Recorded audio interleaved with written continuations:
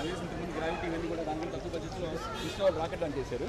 But అంతకంటే తక్కువ బడ్జెట్లో ఈ సినిమా తీసే సంకల్పం. So congrats to Shankar, Krish గారు అండ్ ఎంటైర్ టీమ్.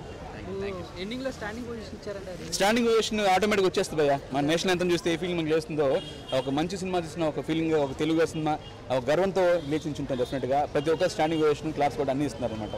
సో అది from the bottom of the heart వస్తుంది. నాకు ఎంత కంఫర్ట్గా ఉందో ఆ లోపల స్పేస్ సినిమా చూస్తే అంత కంఫర్ట్గా ఉంది. అంతరిక్షం ప్రతి తెలుగు వాడు, ప్రతి ఇండియన్ గర్వించే గొప్ప సినిమా తీశారు. ఘాజీ కంటే 100 రెట్లు ఇంకా బెటర్గా ఉంది సినిమా యాక్చువల్గా. అండ్ ఒక 1.5 hour మీరు స్పేస్లో ఉన్న ఫీలింగ్ వచ్చేస్తుంది అనమాట.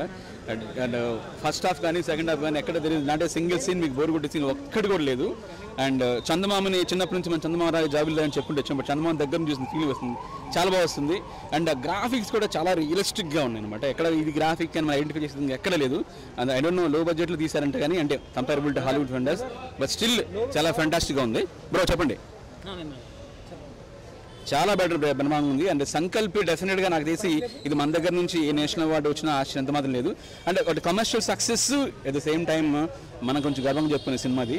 డెఫినెట్గా ఈ ఫ్రైడే వచ్చిన ఫిల్మ్స్లో మాత్రం ఇది తప్పనిసరి చేసిన ఫిల్మ్ భయ్య. అండ్ మీకు కొంచెం స్పేస్ తీసుకుని వెళ్ళి మరి ఈ స్పేస్ ఫిల్మ్ చూసుకోవాలి భయ్య. అలాంటి సినిమాలకి రేటింగ్ అవసరం లేదు భయ్య, వెళ్ళి చూసుకోవాలి అంతే. సినిమా ఉడుతుందిగా చెప్తున్నాను. నేనైతే మాత్రం 4 out of 5 ఇస్తాను. మూవీ హైలైట్స్ వచ్చేసరికి కంప్లీట్ సెకండ్ హాఫ్ హైలైట్ ఉంటుంది. అంటే స్క్రీన్ ప్లే హైలైట్ అని చెప్పుకోవచ్చు. స్క్రీన్ ప్లే అండ్ ఆ స్పేస్లో జరిగే అడ్వెంచర్స్ మొత్తం కూడా ఒక 2-3 సీన్స్ ఉంటాయి మీకు, ఇంకా బ్రెత్ టేకింగ్ సీన్స్ అనమాట ప్రత్యేకించి. And Varun Tej performance highlight యాక్చువల్గా.